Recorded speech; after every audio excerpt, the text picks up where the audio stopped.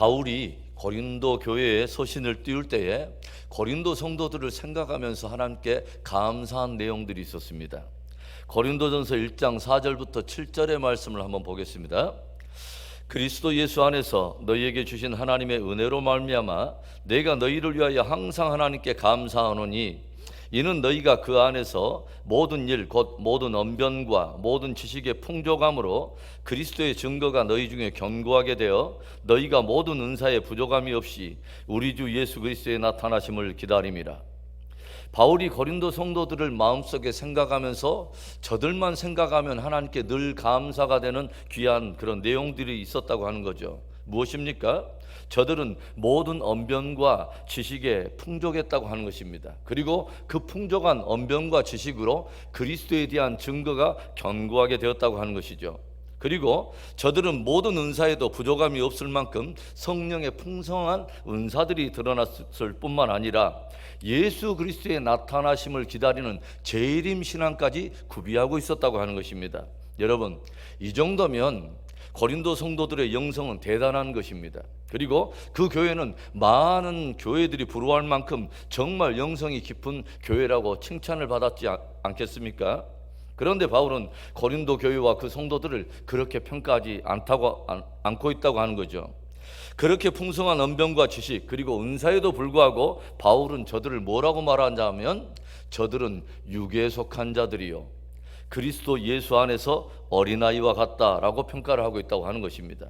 그러니까 우리는 이 바울의 평가를 통해서 무엇을 우리는 유추해 볼 수 있냐면 표면적으로 드러나는 언변과 지식 그리고 풍성한 은사임에도 불구하고 얼마든지 육에 속한 자가 되고 어린아이 믿음이 될 수도 있구나라는 것을 깨닫게 된다고 하는 것입니다. 그러한 언변과 지식과 은사를 가진 것만으로 저들이 참으로 영에 속한 사람이다 또는 장성한 신앙의 사람이다 라고 평가할 수는 없다고 하는 것이죠. 그렇다면 왜 그렇게 풍성한 은사들에도 불구하고 어린아이의 신앙이 되고 또 육에 속한 신앙으로 그렇게 드러나는 것일까요? 바울은 고린도전서 12장에서 성령으로 말미암아 드러나는 다양한 은사들의 모든 것들을 다루다가 그 끝절에서 이런 의미 있는 도전을 던지고 있어요. 고린도전서 12장 31절에 너희는 더욱 큰 은사를 사모하라. 내가 또한 가장 좋은 길을 너희에게 보이리라. 성도들아, 너희들은 가장 베스트 기프트, 가장 최고의 은사를 사모하는 자들이 되라. 더 그레이터 기프트, 더 크고 위대한 은사를 너희들은 사모하는 자가 되라. 정말 그 복되고 정말 비밀하고 그 놀라운 축복의 은사, 그리하면 너희들은 가장 좋은 길을 보게 되리라. 그것이 너희가 택한 가장 베스트 웨이가 될 거야 라고 도전하고 있다고 하는 거죠. 그리고 나서 등장하는 것이 고린도전서 13장의 사랑에 대한 이야기입니다.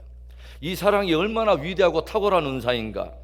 다른 은사들이 이것을 통과하지 않으면 모든 은사들이 아무것도 아니게 만들어버리는 놀라운 은사라고 하는 거죠. 아무리 대단한 은사일지라도 이것을 통해서 걸러지지 않으면 하나님께서 그것을 인정하지 않는다는 것입니다. 사람의 방언과 천사의 말과 애언하는 능이 있어서 비밀과 지식을 알고 믿음이 있다 하면서 심지어 몸을 불사르게 내어주며 헌신하며 구제할지라도 사랑이 없으면 아무것도 아니요, nothing, 아무런 유익이 없느니라 라고 선언하고 있어요.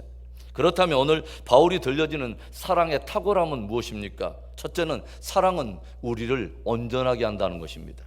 8절부터 10절의 말씀을 보겠습니다. 사랑은 언제까지나 떨어지지 아니하되 애언도 패하고 방언도 그치고 지식도 패하리라. 우리는 부분적으로 알고 부분적으로 예언하니 온전한 것이 올 때는 부분적으로 하던 것이 패하리라.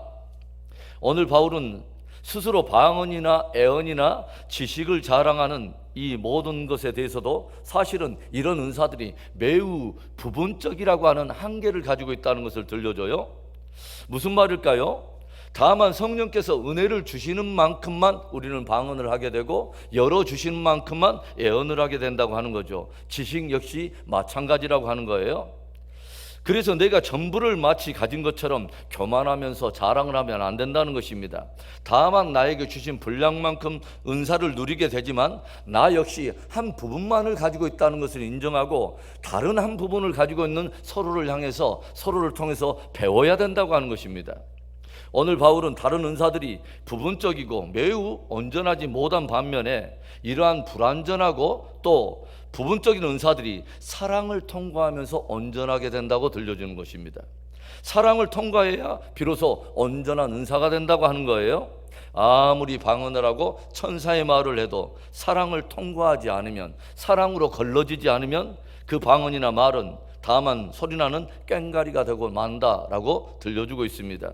그런데 이러한 부분적인 또는 불완전한 은사들이 사랑의 기초 위에서 행하여지면 그때부터는 진짜 빛을 발하게 된다는 거예요. 정말 그 사랑 때문에 형제와 자매가 세워지고 공동체가 세워지고 세상 가운데 빛을 발하는 강력한 능력이 드러난다는 것입니다. 다른 은사들이 부분적이고 불완전해 보이지만 사랑을 통해서 활용되기 시작한다면, 또 사랑을 목적으로 활용하기 시작한다면 거기에서 놀라운 능력이 드러나고 치유가 드러나고 회복이 시작된다는 것입니다. 사랑은 모든 것을 온전하게 만드는 최고의 은사라는 것입니다. 그래서 바울은 무엇보다도 우리들에게 이 최고의 은사, 가장 크고 좋은 은사인 사랑의 은사를 사모하라 라고 들려줍니다. 여러분이 가진 모든 은사와 사역과 직분, 이 모든 것들이 사랑을 통과하고 걸러짐으로 인해서 온전하고 완전한 능력을 경험하는 은혜가 있기를 주의 이름으로 축원합니다. 오늘 바울이 들려주는 사랑의 탁월함이 무엇입니까? 두 번째는 사랑은 우리를 장성하게 한다는 것입니다. 11절에 내가 어렸을 때는 말하는 것이 어린아이와 같고 깨닫는 것이 어린아이와 같고 생각하는 것이 어린아이와 같다가 장성한 사람이 되어서는 어린아이의 일을 버렸노라. 바울은 사람들이 어렸을 때는 생각하는 것이나 행동하는 것이나 깨닫는 모든 것이 어린아이와 같지만 장성한 어른이 되어서는 지난 어린아이의 일을 모두 다 버리게 된다라고 들려줘요. 어린아이는 모든 면이 미성숙해요. 그리고 자기중심적이고 굉장히 이기적입니다. 그런데 어른이 되면 이 미성숙한 또 자기중심적인 이런 성향들이 벗겨지고 이제는 성숙해지면서 다른 사람들과 함께 깊은 관계를 누릴 줄도 알고 다른 이들과 더불어 나누며 섬기는 삶도 살게 되는 것을 우리가 보게 되지 않습니까? 여러분, 왜 지금 바울은 이런 장성한 자와 어린아이를 함께 빗대어서 우리들에게 이런 말씀을 지금 전해주고 있는 것입니까? 그렇게 풍성한 언변과 지식, 그리고 그렇게 풍성한 증거와 심지어는 주를 기다리는 재림 신앙까지 자랑하고 있으면서도 저들에게 드러나고 있는, 고린도 성도들에게 드러나고 있는 그 열매가 오히려 다툼과 파당과 분쟁과 무질서와 같은 엉뚱한 열매들이 드러나고 있더라고 하는 거죠.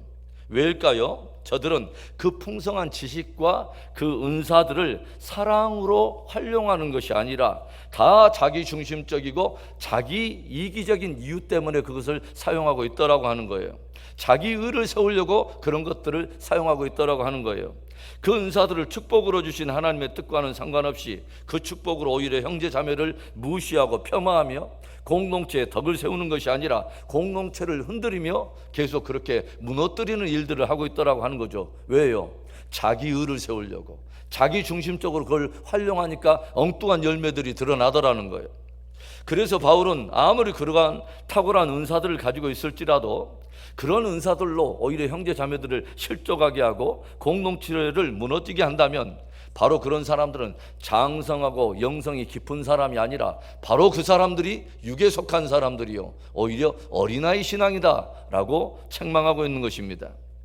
그래서 바울은 진짜 우리들이 그리스도 예수 안에서 사랑 안에서 장성해지기를 원하고 있다고 하는 것입니다.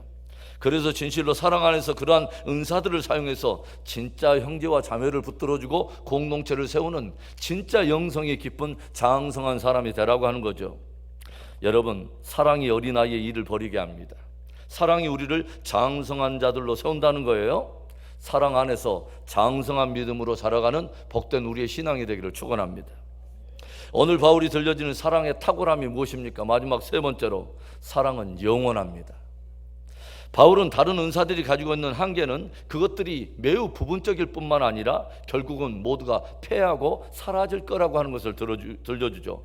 방언도 패하고 그리고 애언도 그치고 지식도 패하리라. 여러분, 주님이 오시는 바로 그날, 그래서 하나님의 모든 애언이 완성돼서 하나님의 나라가 완성되는 그날에는요, 모두가 하늘에 속한 언어를 사용하기 때문에 방언이 필요가 없어요.